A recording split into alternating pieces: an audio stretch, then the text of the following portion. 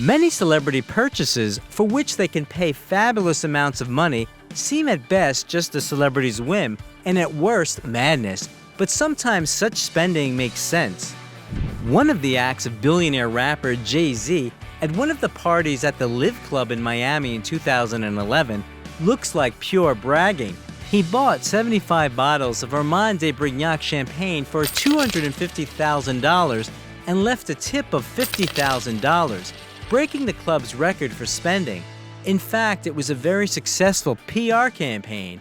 Back in 2006, Mr. Carter bought half of the Armand de Brignac company for the production of champagne, also known as the Ace of Spades brand, and in 2014 became the sole owner.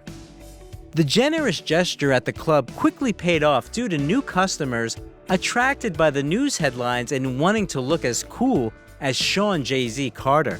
The popularity of the brand was also added by frequent mentions in the rapper's tracks and an unusual design. The champagne was bottled in gold bottles. And in February 2021, the French concern LVMH bought half of the shares from Jay-Z, paying at least $315 million. There is a similar story with the extravagant purchases of Nicolas Cage. In 1997, he purchased a comic book for $150,000. Comic books are not only entertaining reading material, but also a serious thing for collectors. The most valuable comic books are the early issues with the first appearances of today's famous characters. Cage had such a copy with the first appearance of Superman.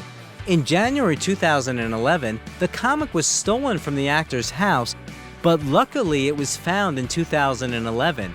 Soon Nicholas decided to sell the rarity at an auction and got $2.16 million for it. The sale could have been profitable if more valuable copies of the comic books had not been taken away in that ill-fated robbery. Cage now estimates them at around $10 million. And what was left after the robbery? 400 rare comic books. The actor himself sold them in 2002 for more than $1.6 million. Nicholas was also unlucky with another investment project. In 2007, he paid $276,000 for a Mongolian dinosaur skull, but in 2015 he had to return it. It turned out that the skull was originally stolen from Mongolia by a smuggler and could not be sold. And Michael Jackson's investment, even for many years after his death, brought profit to his heirs. In 1985, the king of pop music bought a catalog of Beatles songs, or rather bought out most of the shares of ATV, which owned the rights to all the musical works of the Liverpool Quartet. This was the reason for the breakup of friendly relations between Jackson and Paul McCartney, who had been fighting for the return of the rights to the songs for a long time. The music catalog later merged with Sony, controls more than 2 million songs by various artists, from Eminem to Taylor Swift, making it the world's largest music publishing house. In 2009, it was estimated at $1.5 billion. This is even more than the value of the company that owns the rights to Jackson's own recordings. In 2016, the share of Michael's heirs was sold in a deal worth about $750 million. Often the collections of the most ridiculous purchases of celebrities include a Celine Dion humidifier worth at least $2 million. Is there really no cheaper humidifier? Journalists are surprised. But it was not a simple indoor device, but a huge installation above the stage in a Las Vegas hall.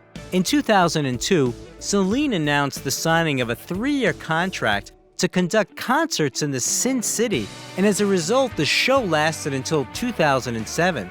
All this time, the singer performed 5 times a week, which is especially difficult in the desert climate of Nevada.